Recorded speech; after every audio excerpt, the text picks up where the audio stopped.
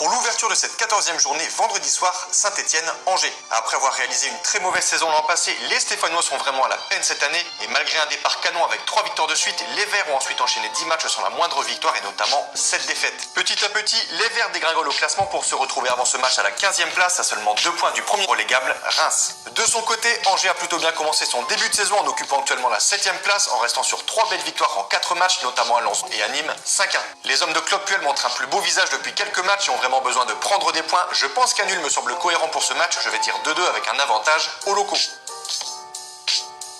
Restant sur 5 victoires de suite en championnat contre Bordeaux, Lorient, Strasbourg, Nantes et Nîmes le week-end passé, Marseille est vraiment bien lancé en Ligue 1 et occupe la 4e place à seulement 4 points du PSG. Les Olympiens ont également 2 matchs de retard à jouer et pourraient donc en cas de victoire de ces matchs s'emparer de la place de leader aux dépens de Paris. Passés complètement à côté de leur parcours européen, les hommes d'André Villas-Boas accueillent pour ce match leurs voisins monégasques. Second match de suite à l'extérieur pour Monaco qui est un potentiel candidat aux places européennes en fin de saison. Les joueurs du Rocher qui restaient sur 4 succès de suite se sont inclinés la semaine passée du côté de Lille 2-1 et auront donc à cœur de se refaire. Rencontre qui s'annonce donc serrée entre 2 formations solides du championnat et je vais comme pour le premier match proposer un match nul cette fois-ci un partout avec un avantage à Marseille pour la sécurisation du pronostic.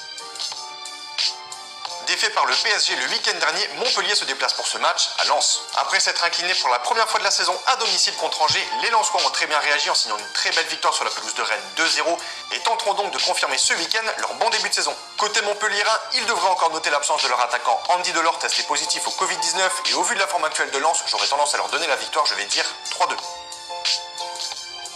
Complètement à la ramasse depuis quelques semaines, Nice a littéralement dégringolé au classement.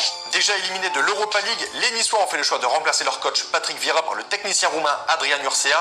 Et dimanche, on verra si cela va leur redonner des couleurs avec la réception de Rennes. Des Rennais qui traversent eux aussi une phase très compliquée car en plus d'avoir été inexistants en Ligue des Champions, les hommes de Julien Stéphan restent sur une seule victoire lors des 13 derniers matchs. Ce match s'annonce décisif pour ces deux équipes en méforme qui pourtant avaient réalisé un bon début de saison. À domicile, je verrai tout de même un avantage aux Aiglons et je vais pour ce match leur donner l'avantage 1-0.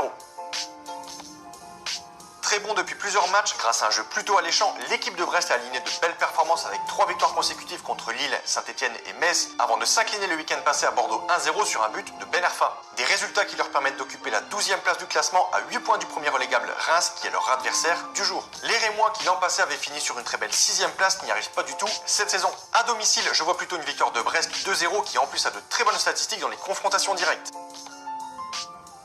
Lorient n'y arrive toujours pas, Lorient ne marque toujours pas, cela fait maintenant 6 matchs pour les Merlus sans marquer le moindre but, ce qui les place avant ce match avant-dernier du classement. Ils reçoivent ce week-end l'équipe de Nîmes qui ne fait pas beaucoup mieux, 16e avec 11 points, ce qui pourrait être une bonne occasion pour Lorient pour retrouver le chemin défilé. Deux équipes en manque de confiance, un match nul est bien possible, je dirais un partout avec un avantage à Lorient. Nantes, Dijon. Tout comme Nice, les Canaries du FC Nantes vivent une période très compliquée et ont également remercié leur entraîneur Christian Gourcuff cette semaine. Humilié la semaine passée par Strasbourg 4-0, le nouvel entraîneur Patrick Collot tentera de faire oublier cette défaite ce week-end avec la réception de Dijon. La réception de la lanterne rouge pour les Canaries est peut-être une bonne chose pour tenter de se relancer. Mais attention tout de même aux Bourguignons qui montrent de belles choses depuis quelques matchs et je pense qu'un match nul est cohérent pour cette rencontre, je vais dire comme juste avant un partout, avantage Nantes.